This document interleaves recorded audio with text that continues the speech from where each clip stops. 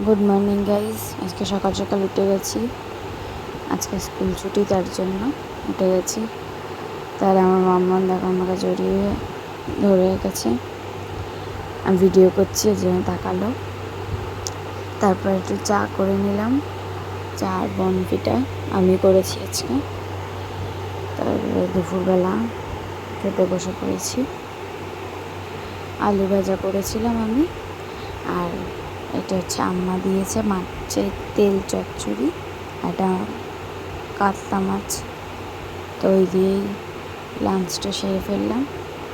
তারপরে একটু বিকাল হওয়ার পরে এই চিপসটা খেয়ে নিলাম। তাই রেডি হয়ে গেছি, এখন যাব ডক্টর দেখাতে। আমার গায়ে অ্যালার্জির মতন উঠেছে ওর জন্য। তারপরে এসে দেখো কেসব ভাজছি, দেখো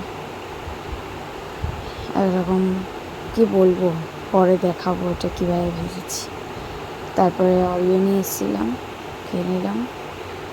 তারপরে রাত্রিবেলা বাবাই রাইস, ফ্রাইড রাইস আর এটা চিলি চিকেন নিয়ে এসছে।